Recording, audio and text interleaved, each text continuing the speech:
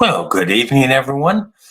This is Dan Mellis with Nexa Mortgage, and I thought I'd start. This is the first real meeting we're going to put together for the rest of the year. Is keeping track of a mortgage update for the day, and just seeing where the markets take us, and gives us a good idea of what's going on in the interest rate markets, the real estate markets. Today, we're going to be focusing on um, basically, you had Ralph Bostic's statement come out. You had Fed President Waller's statement come out.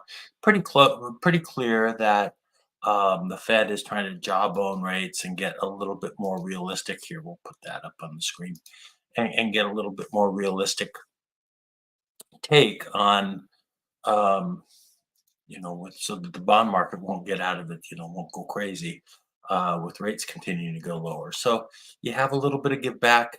Today's statement by Bostic was basically that inflation must firmly and surely be getting back to our 2% target, and it would be a bad outcome if we started to ease and inflation started to rise and go up and down like a seesaw. That would undermine people's confidence in where the economy is going. Not as if they totally screwed up as far as inflation was concerned and calling it transitory inflation. Oh my goodness, talk about egg on the face. No, no, no, no, that's not that's not going to undermine people's confidence in where the economy is going. No, no. But anyways, those are comments from Fed President Bostic, and you had some follow up on that from Waller, and basically the reason why what Bostic is saying is kind of laughable because we're at 2% right now. We're clearly at 2%. The run rate right now on CPI, if you take the last 6 months, okay, and so the run rate on core PCE, I believe is running at 1.85%. So this is clearly just jawboning on the part of Raphael Bostic, in my opinion.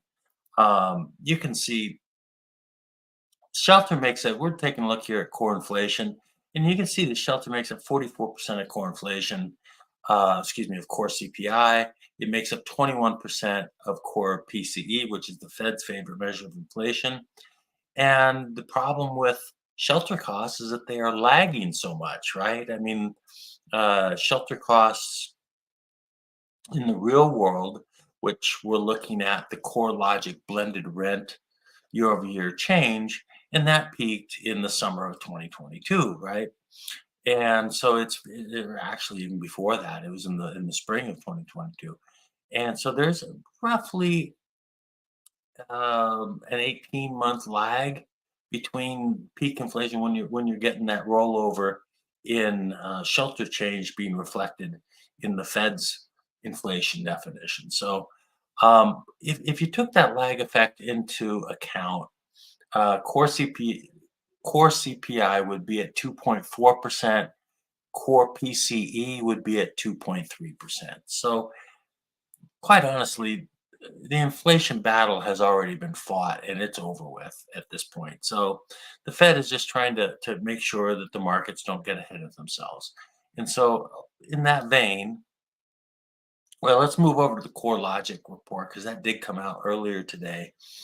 And what you got with the Core Logic rental report is that Core Logic reported that rental prices are now up 2.7% year over year in November, which is a slight increase from 2.5% in the previous report.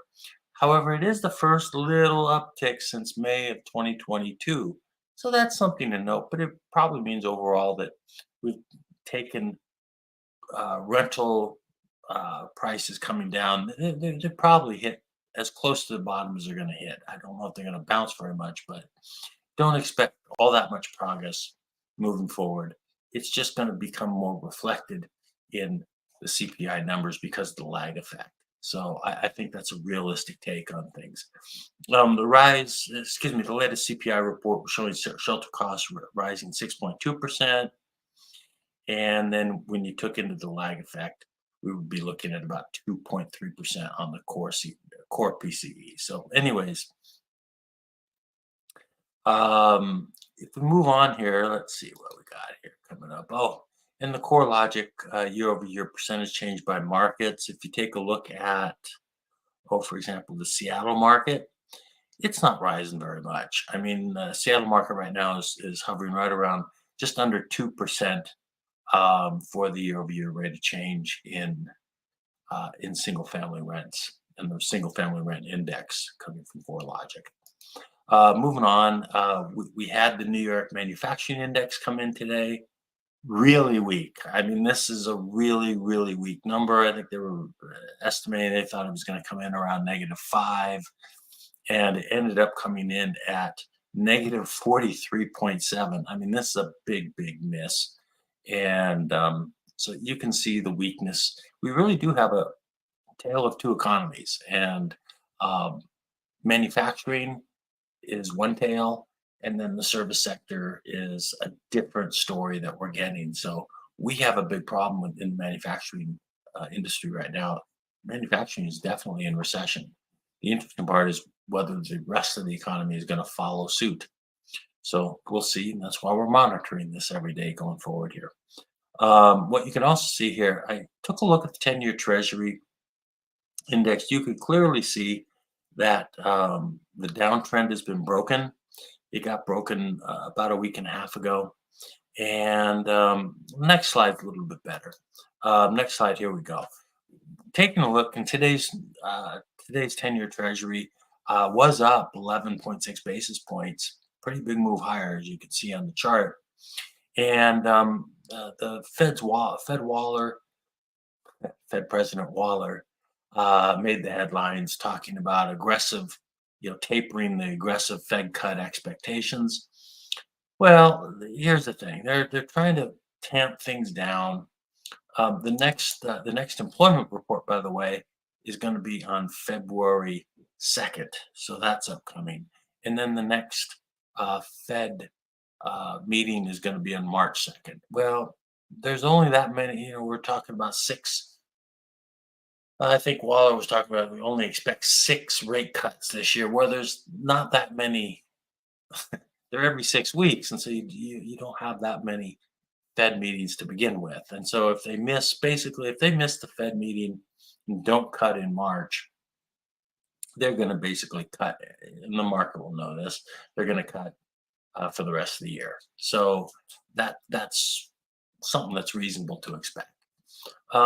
What you can see here is that we've broken the downtrend line. If you take a look a little squig at the trend lines that we got, and I drew in a Fibonacci retracement from the peak back in March 23rd with the peak in rates down to the low in rates. Came in on December 28th, if I'm not mistaken.